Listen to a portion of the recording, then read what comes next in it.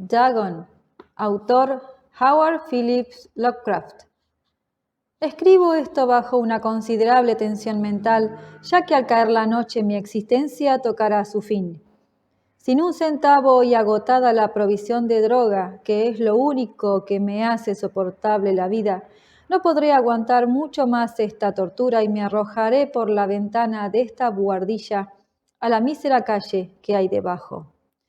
Que mi adicción a la morfina no los lleve a considerarme un débil o un degenerado.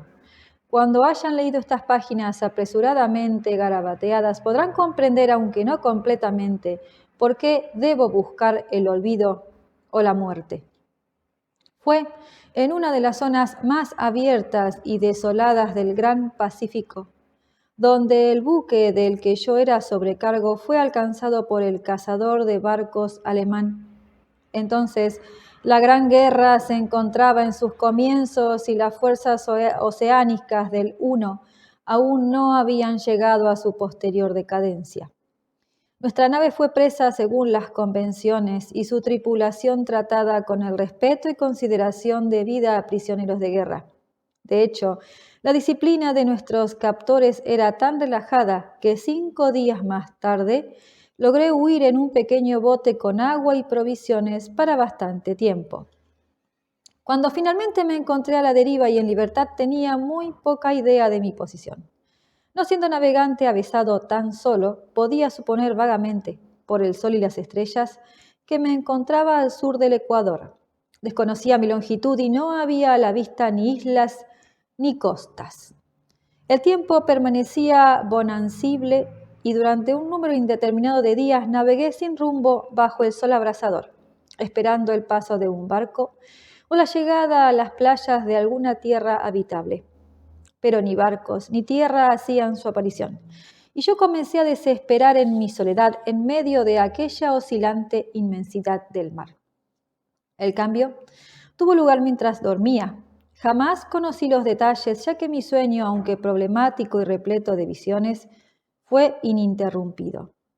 Cuando desperté lo hice para encontrarme medio hundido en una cenagosa extensión de infernal fango negro que me rodeaba en monótonas ondulaciones hasta tan lejos como llegaba la vista, y en el que mi bote se encontraba embarrancado a cierta distancia. Aunque podría suponerse que mi primera sensación ante esa prodigiosa e inesperada transformación del paisaje fuese la del asombro, en realidad me encontraba más espantado que perplejo, ya que había en la atmósfera y en el suelo putrefacto una cualidad siniestra que me helaba hasta la médula. La zona era un pudridero de cadáveres de peces descompuestos, así como de otras cosas menos descriptibles que pude ver insinuándose entre el asqueroso légamo de aquella interminable llanura. Quizás no debiera intentar el transcribir con simples palabras la indecible abominación que parecía asentarse en el absoluto silencio y la estéril inmensidad. No había nada al alcance del oído, ni de la vista, excepto una inmensidad de negro limo, y sin embargo, la absoluta quietud y la monotonía del paisaje me agobiaban con un terror nauseabundo. El sol llameaba en un cielo que me pareció casi negro en su cruel ausencia de nubes, como reflejando las ciénagas de tinta que había bajo mis pies. Mientras me arrastraba hacia el bote atorado, comprendí que tan solo había una teoría que pudiera explicar mi situación. Debido a algún cataclismo volcánico sin precedentes, parte del lecho marino debía haber emergido, revelando áreas que parecían haberse mantenido ocultas durante millones de años en las insondables profundidades oceánicas. Tan grande era la extensión de esa nueva tierra alzada bajo mis pies que por más que aguzase el oído, no se captaba el menor rumor de oleaje. Tampoco había allí ningún ave marina que revolotease sobre las criaturas muertas. Durante algunas horas permanecí pensando o cavilando en el bote, que yacía de costado y prestaba una ligera sombra según el sol corría el cielo. Al avanzar el día, el suelo fue perdiendo algo de fluidez, pareciendo en poco tiempo lo bastante seco como para permitir viajar a su través. Esa noche dormí aunque poco, y al día siguiente preparé un paquete con agua y comida necesarias para una marcha en busca del mar desaparecido, así como de un posible rescate. A la tercera mañana, descubrí que el suelo se encontraba lo bastante seco como para caminar con facilidad. El hedor del pescado era exasperante, pero me hallaba demasiado absorto en asuntos de mayor importancia como para preocuparme por eso, y resuelto me puse en marcha hacia una meta desconocida. Durante todo el día avancé siempre hacia el oeste, guiado por un lejano montículo que descollaba sobre las demás elevaciones de aquel desierto ondulado. Acampé aquella noche y al día siguiente aún estaba en camino hacia el montículo, aunque parecía apenas más próximo que cuando lo había avistado por primera vez. El cuarto atardecer, alcancé el pie del promontorio, que resultó ser mucho más alto de lo que parecía a distancia. Un valle interpuesto hacía aún más pronunciado su relieve sobre la superficie. Demasiado cansado para ascenderlo, me dormí a la sombra de la colina. No sé por qué mis sueños resultaron tan estrafalarios esa noche, pero antes de que la menguante luna, fantásticamente gibosa, se hubiese elevado mucho sobre la llanura oriental, me encontraba despierto, bañado en sudor frío, decidido a no dormir más. Las visiones habidas resultaban demasiado como para atreverse a arrostrarlas de nuevo. Y al resplandor de la luna comprendí cuán necio había sido al viajar de día. Sin el brillo del sol abrasador, mi viaje hubiera resultado menos fatigoso. De hecho, me sentí de nuevo lo bastante fuerte como para acometer el ascenso que había descartado al ocaso. Recogiendo el paquete me dirigí hacia la cumbre de la elevación. Ya he comentado que la interminable monotonía de la ondulante llanura era fuente de vago horror para mí, pero creo que mi espanto se vio acrecentado cuando alcancé la cima del montículo y miré al otro lado de un inconmensurable barranco o cañón, cuyas negras profundidades la luna, aún no lo bastante alta, no llegaba a iluminar. Me sentí como en el fin del mundo, atisbando al borde de un caos insondable de noche eterna. En mi terror me venían curiosas reminiscencias del paraíso perdido y del odioso ascenso de Satán a través de remotos territorios de oscuridad. A medida que la luna se elevaba en el cielo, comencé a distinguir que las cuestas del valle no resultaban tan perpendiculares como había supuesto. Salientes y afloramientos de piedra proporcionaban apoyos fáciles y seguros para el descenso, además de que a partir de unos pocos cientos de metros la pendiente se hacía más gradual. Acuciado por un impulso que me resulta difícil de analizar por completo, descendí dificultosamente las rocas y alcancé la más suave ladera inferior, hojeando aquellas profundidades estigias que la luz aún no había penetrado. Mi atención se vio atraída por un objeto grande y singular de la ladera opuesta, que se alzaba a pico un ciento de metros más adelante. Un objeto que relucía blanquecino a los recién llegados rayos de la luna en ascenso. Era tan solo una gigantesca pieza de roca, como pronto pude cerciorarme. Pero yo había tenido una clara idea de que su contorno y ubicación no eran completamente obra de la naturaleza. Un examen más detenido me colmó de indescriptibles sensaciones, ya que a pesar de su enorme tamaño y de que se encontraba situado en un abismo abierto en el fondo de los mares desde la juventud de la tierra, vi más allá de cualquier duda razonable que el extraño objeto era un monolito perfectamente tallado, cuya inmensa mole había conocido el trabajo y quizás la adoración de criaturas vivas y racionales. Sorprendido y espantado, aunque no sin cierto escalofrío de placer propio de un científico o arqueólogo, examiné los alrededores con mayor detenimiento.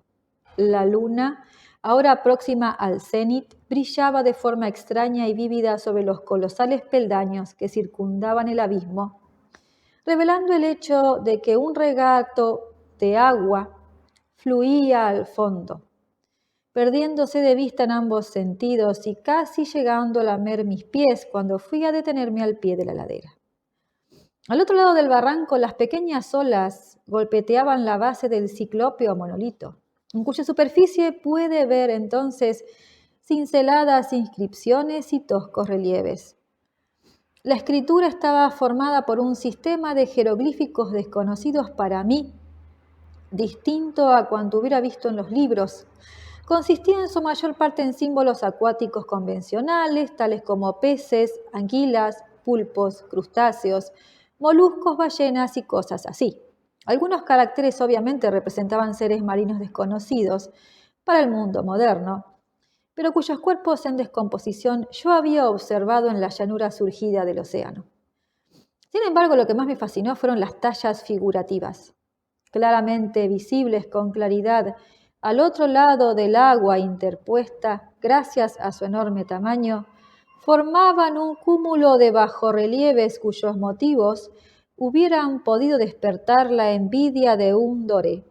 Creo que podría suponerse que aquellos seres representaban hombres, o al menos cierta clase de hombres, aunque se mostraba a las criaturas retozando como peces en las aguas de alguna gruta marina, o rindiendo pleitesía en algún santuario monolítico, al parecer también sumergido.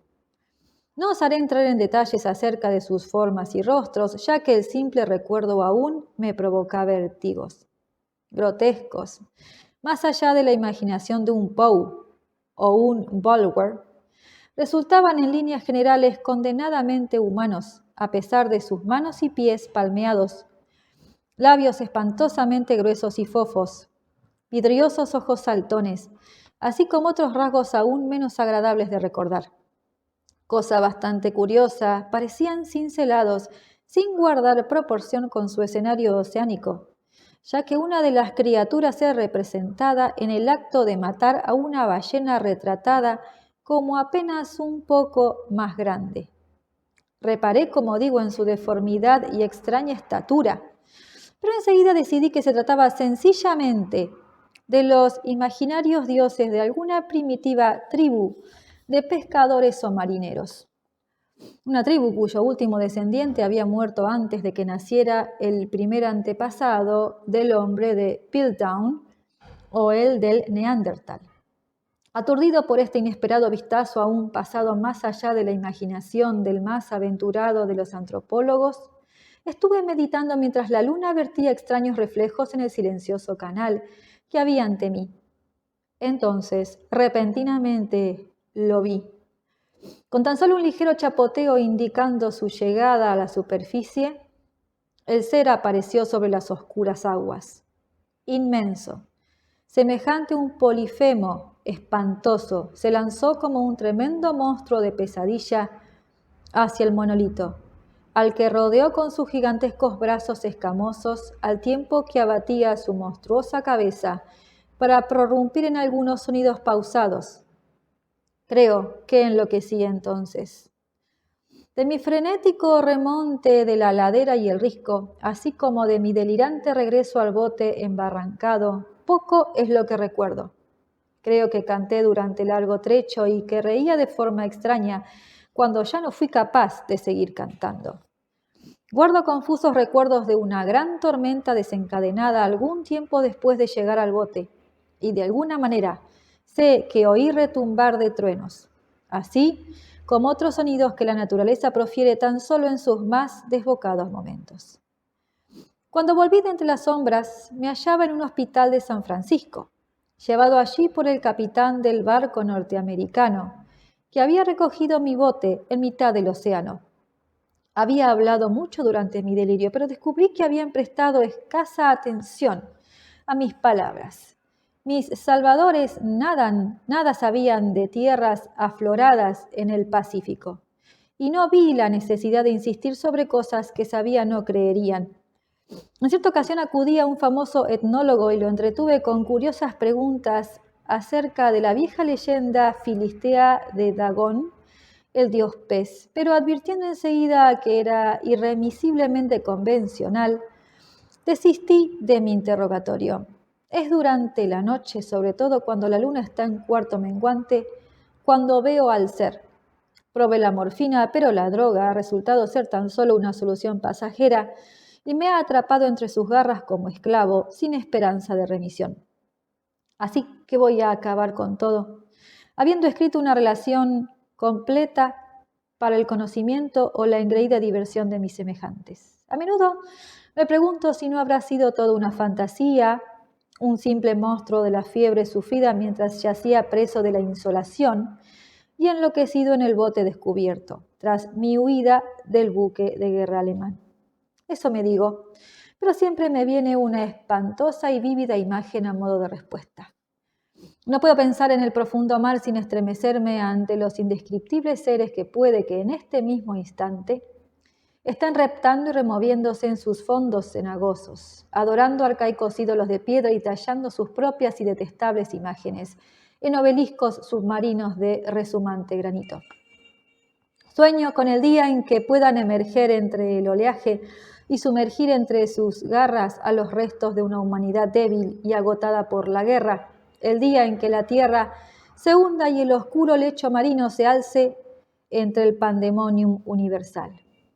El fin está próximo. Escucho un ruido junto a la puerta, como de algún inmenso cuerpo resbaladizo que avanza hacia ella. No dará conmigo. Dios mío, esa mano, la ventana, la ventana.